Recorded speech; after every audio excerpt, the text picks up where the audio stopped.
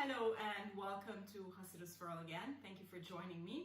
This video is the second part of our anger management lecture. And last time what we did, we looked into the biblical narrative, the biblical stories and perspective on anger. And today we will be looking into the exciting Zohar to see the spiritual battle we're actually engaged in when we're angry and how to find a solution to win over our feelings when we get angry. So let's have a look. So to recap, last time we looked at the Talmud, and the Talmud told us that anger is idolatry. And you will see that the Zohar takes it a step even further. So let's have a look at the definition here. So it says, when the Holy One, blessed be He, created man, He made him in the form of the spiritual world. He breathed into him a holy soul. In his true anger, if one brings his holy soul into worship of another god, he defiles the holy soul and leaves the service of his master. He tears and uproots his soul because of his anger and causes an alien god to dwell within him. So actually we have a reference in Job that says he tears himself in anger, and that is a physical expression of anger. He tears himself in anger. So let's go step by step as to what we see here. So when we were born, God blew his holy soul into us. And when we lose control over our anger, and remember that the sin is not the feeling of anger, it's the losing control over it, we engage in alien worship. And this alien worship is the God of the self, the God of the human being, and we uproot the holy soul and replace it with this alien God, which is anger. And we know in Judaism that one of the greatest sins is idol worship. So because it's such a great sin, as such, it has a wider effect on society, on the people around us. So when we get angry, it doesn't only affect us, but also other people that are around us. So it influences other people, and that is why the Zohar will now go on to explain the kind of effect it has on our friends or family or whoever offends us. So the Zohar explains as follows. So whoever joins him, that is the angry person, and whoever speaks with him, it's as though he actually joins with idolatry. What's the reason? Because actual idolatry dwells within him. Moreover, he has uprooted the holy soul from its place and caused idolatry to dwell instead, an alien god. As it's written of an alien god, turn not to idols. It's similarly forbidden to look at the face of one who's angry. And we learned last time from our sages that the true nature of a person can be recognized by the way he deals with anger or when he's angry. And it's forbidden to come near that person. Why? Because idolatry dwells within him. And we kind of see a twofold process here. So the person who can't control his anger replaces the holy soul with an alien god. In other words, the angry person becomes an idol, and we have a commandment against this. We have a commandment that says, no strange god shall be within you. And the person that looks at the angry person becomes an idolater. And of course, there is a commandment against being an idolater, as we're told in Leviticus, don't turn your face to idols. So the person who's angry is the idol, and the person who looks at the angry person is the idolater. So the angry person is possessed by an alien god, and he alienates the holy soul, but he also alienates people from him. So when there was a dispute between Laban and Jacob, because Laban was looking for his stolen idols, we read that he was angry, and when Jacob actually looked at Laban's countenance, the Torah tells us that he was not disposed toward him. So when the angry person supplants the holy soul, which is also referred to as the breath of life, he replaces it with an alien god, which is the breath of anger. And the Hebrew word for soul is neshama, which is linked to the word neshima, breath. And anger is often called as kotzer ruach as well, in other words, a short breath, because when you're angry, it weakens your soul. When you take a short breath, it actually weakens your soul. So another name for anger is af, which means nose. And, sometimes there's this symbol that is expressed, that anger is expressed by the snorting of the breath in the nostrils. We actually do have a verse in Isaiah that says, leave alone a person whose breath is in his nostrils. So if we go on and look at another facet of anger in the Zohar that talks about two types of wrath. It talks about two types of anger, and it categorizes your anger into two categories. So it says there are two types of wrath. One type of wrath is blessed from above and from below, and this is called blessed. There's also a type of wrath that's cursed from above and below, and that's called cursed. So the Zohar actually gives us two examples. One was Abraham, who killed the kings after they kidnapped Lot, and that is called a blessed wrath because it was basically a just judgment on the wicked. A cursed wrath, on the other hand, is meted out to the snake who caused man to sin. And what is then the difference between these two kinds of wrath? The Zohar gives us an insight. This is the secret of the two mountains, as it's written. And you shall put the blessing on Mount Gerizim and the curse on Mount Ebal.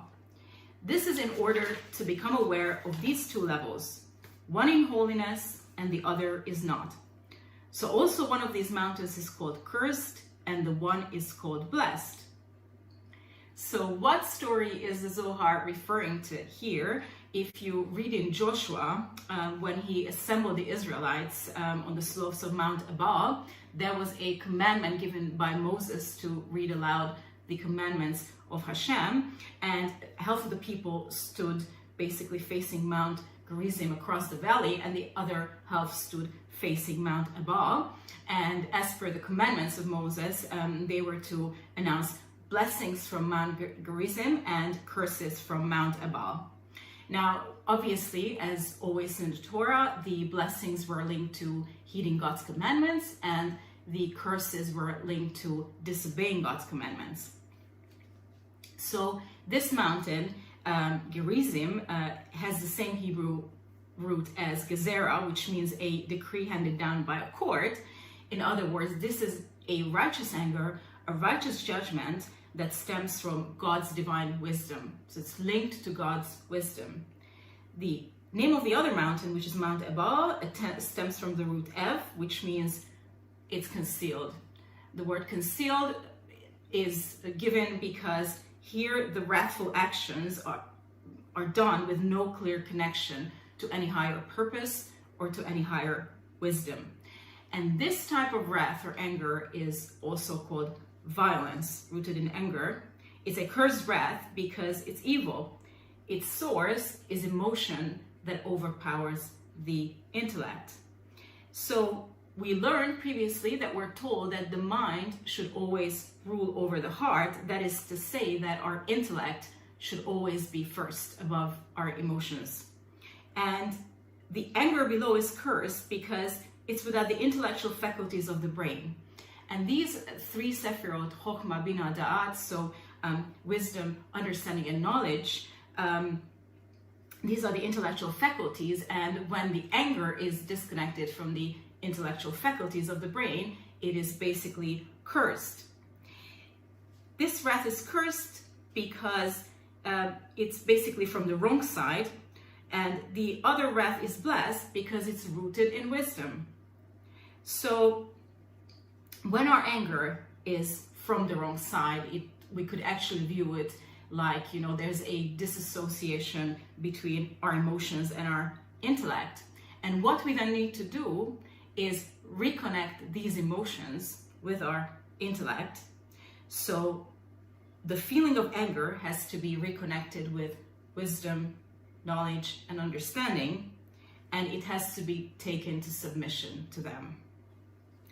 And we read a lot of stories in the Bible about God as well getting angry. Now, he's not a human being, and there are different interpretations as to whether or not God really gets angry, or he just fakes it or pretends to be angry. So this subject could actually fill another video, but the relevant part for us here is how the people, mostly the prophets and the tzaddikim, responded when God got angry. So they always, if you read all the stories, they always try to appease God. How did they appease him? They try to appeal to his intellect, to his wisdom, to his mercy. And if you read some of the more famous stories, like when God wanted to destroy Sodom and Gomorrah, Abraham said, "Will you sweep away the righteous with the wicked as well?" Or when the Israelites committed the sin of the golden calf and Moses had to appeal to God, he said, "Remember Abraham, Isaac, and Israel." So they all appealed to God's intellect and mercy. So subsequently, we can come to the idea of alien thoughts. And recall that anger is referred to as an alien God that uproots the holy soul. So our alien thoughts in our minds are something similar. They are alien, they're called alien, these thoughts, because they were separated from their source of holiness. And we'll see later that absolutely everything stems from holiness. And the Tanya gives us a wonderful story or guidance, which is actually related to prayer, but it tells us that when someone strikes a person, in other words, when someone angers a person with words, the person who's offended should remind himself that in that very moment, a glimmer of the divine presence has vested itself within him. So what does this mean? It means that this alien thought, this negative thought, could be cast into your mind in the context of descent for the sake of ascent, which means it's something that you need to sublimate and take to a higher level. So, for example, if you are distracted by thoughts, alien thoughts during your prayer, which is a very common thing, it happens to all of us, they could have been sent by God in order for you to purify some areas of your soul that you were maybe unaware of. It's an opportunity for soul searching, and you can actually then concentrate on your prayer even stronger so that the prayer would become more effective. And the first step we can take then in the moment when you become angry is that we can recognize that the source of this alien thought comes from God to test us, because ultimately everything is a test that we perceive as a negative happening in our lives. And so if we are wise, because we let our intellect rule our emotions, we can discern that the essence of this alien thought is a holy spark. And Judaism calls us to serve God with both our souls, the godly soul as well as the animal soul. And the animal soul is often referred to as the Sitra Achra, the other side, or the Yetzer Hara, the evil inclination, or the Kalipa, literally the shell that conceals holiness. These are all synonyms that refer to the evil inclination. And so by creating these two sides, actually God gave us free choice. We know that we have free choice. We're not robots. So the way God did that is to create these two souls so that we actually have freedom of choice and we can make the right decision when it comes to choosing between good and evil. So when we get angry, we can choose to recognize the source of anger, which is basically holiness that simply got trapped in the other soul, in the other side that conceals it. And then we can move on to the next step to identify the real essence of this thought. So we know that these emotional sephirot, which are the emanations of God, they each have a counterpart in the kalipa, in the other side of the soul. So the idea is that there are no negative thoughts. So the idea here in Judaism is there are no negative thoughts or feelings because we believe in the so-called non-dualistic world or non-dualistic nature of God. There's nothing outside God, and therefore the source of all things is holiness. Now, I'm aware that there are other philosophies or religions that see the world in a dualistic way. You know, there's good and evil, the forces of good and evil battling with each other, and the world is kind of split into these two forces.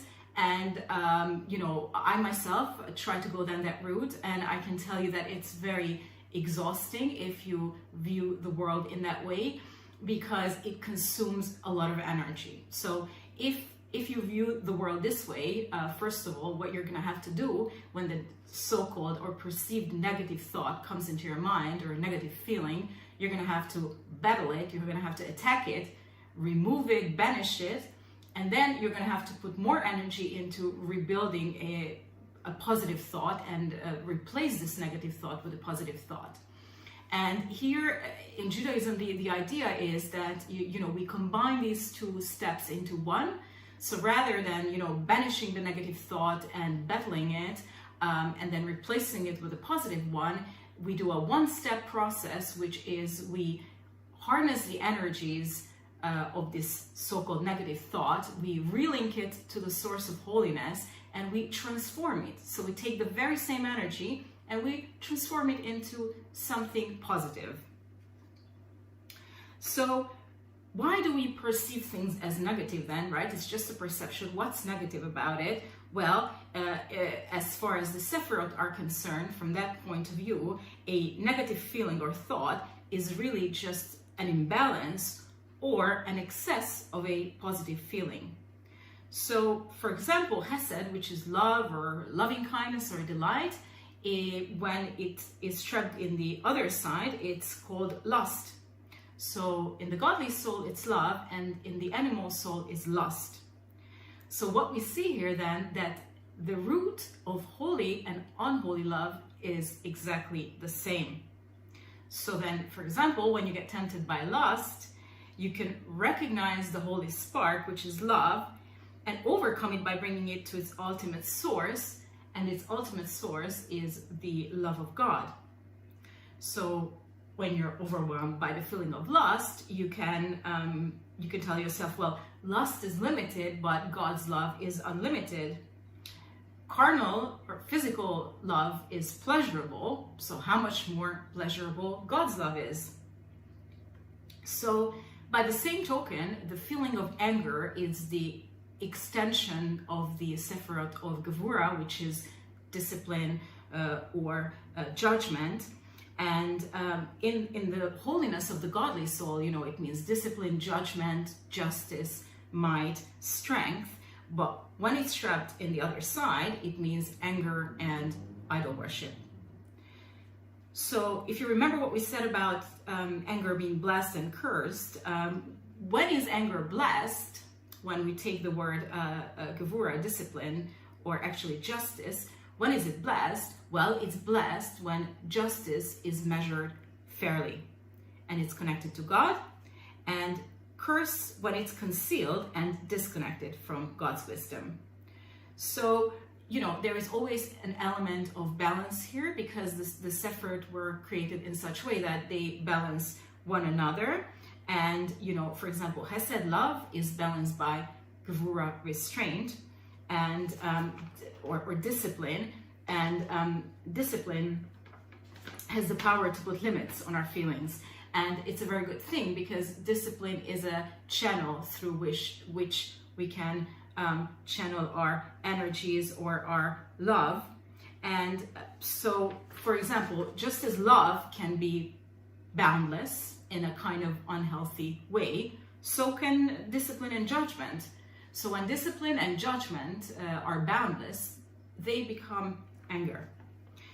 So we also have to remind ourselves that God also has a perfect balance of his judgment of the world and his love and mercy.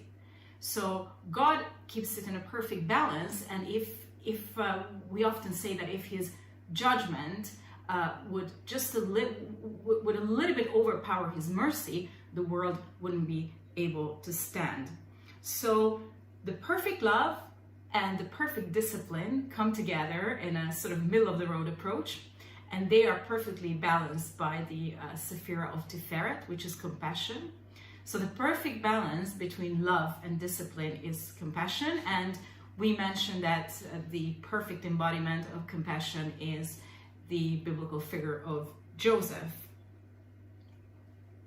Obviously, another important thing to keep in mind is that God is always compassionate with us. We have a compassionate God, so we need to remind ourselves that because God shows us compassion as individuals, we also have to show compassion towards our brothers and sisters.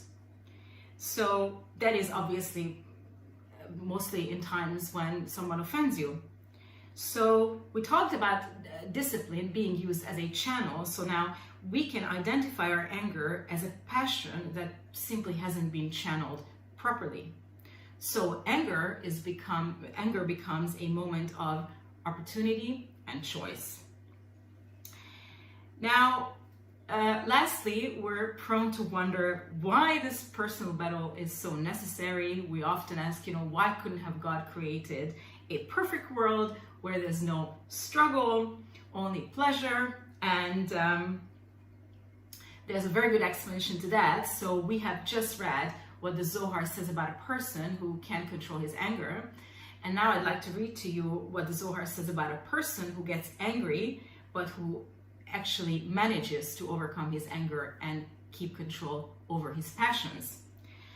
So it says, if he protects his holy soul at the time when he's angry and does not uproot her from her place because he's under the control of that alien god, then he is a worthy person. This is a real servant of his master. This is a complete man. Wow, and here's the key. He is a complete man. That's our key phrase. Who's a complete man? Well, he who has fought with his evil inclination and has prevailed. And so it is precisely this struggle, this constant struggle and battle with our animal soul, that makes us complete. And in Genesis, we come across a famous story about Jacob wrestling with the angel. So, Jacob wrestles with the angel, who then ends up dislocating his hip, but eventually blesses him because Jacob asks for the blessing. So this story has always been viewed as a symbol of the struggle between man and his darker side. And indeed, a beautiful thing, namely the nation of Israel, is born out of this struggle. And God renames Jacob Israel, which means you have struggled with God and man and you have prevailed. And, Jacob wanted a blessing from an angel that actually represented his darker side. Why would he want to be blessed by the darker side, in other words? Well, because we can only be blessed in life if we have something to actually struggle with. And, we see another story, someone who didn't want to go down this route, which is Job, and he did not want to engage in this struggle. He disputed God's wisdom and justice, and he was questioning God as to why the righteous suffer. But obviously, in the end, he lost the argument, but he certainly didn't want to engage in this battle with his darker side. Now, on a positive note, Judaism teaches us that we indeed do have the ability to resist and overcome our Yetzer Hara, our evil inclination. We do have the power over our evil inclination. And to take it a step further, actually, we can view the evil inclination as a positive force, because the competition that we engage in the form of this spiritual battle propels us to do better and propels us to higher places. And that is why, the stronger the godly soul, the stronger the animal soul. Have we not all experienced this? Each time you do more mitzvot, or you study more Torah, or you want to do the right thing, you want to commit to something, immediately the animal soul, the setbacks, the pushbacks start to get stronger and stronger, which is often a sign that you're on the right path. So now, this struggle is the gift of the freedom of choice from God. And not only that, but also this struggle allows us to engage with the material world, because otherwise we would just be sitting in like monks, we would be sitting in our spiritual ivory towers, but this way we have this struggle, and it engages us, it allows us to engage with the material world, which actually in Judaism we're called to engage with the material world and infuse it with holiness. So another great allegory that I heard from a rabbi was to view the Yetzer Hara as our personal trainer, or rather a sports competitor that drives us to achieve better and better. So if you think of a sports competition, any sport really, let's take running, for example, you know, if there was no competition, if you were running the course by yourself, it really wouldn't matter the time you run, you know, but you know that you have competitors and you need to win, and so, you know, you're compelled to do better and to achieve better because you want to beat them. So this competitor drives us to achieve better and better each time. And as we said, the Talmud calls us to serve God with both our hearts, the godly soul and the animal soul. So what we have now seen is that we can actually harness the energies and passions of the evil inclination for Kiddush Hashem, the sanctification of God's name.